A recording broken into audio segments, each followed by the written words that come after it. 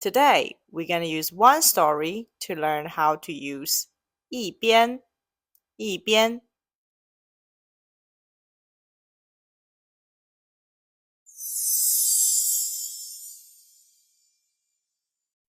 小明是一个中学生，星期一到星期五，他起床起得很早。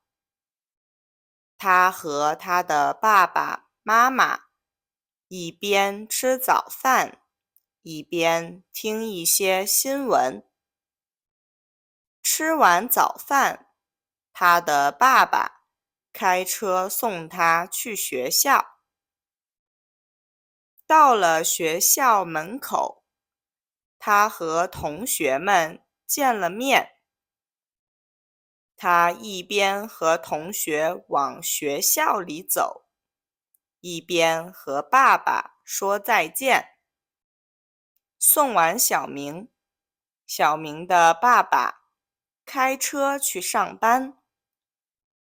在上班的路上，他喜欢一边开车，一边听音乐。突然，他接到了小明妈妈的电话。原来他找不到家里的钥匙了，所以他一边找，一边给小明爸爸打电话。小明爸爸问他，昨天回家以后放在哪儿了？他想起来了，昨天晚上他回家的时候拿了很多菜，直接去了厨房，所以他把钥匙和那些东西一起放在厨房了。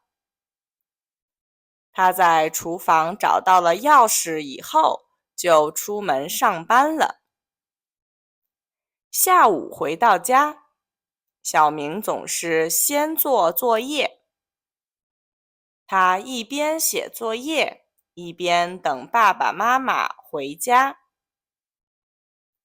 6点半左右，爸爸妈妈一起回家了。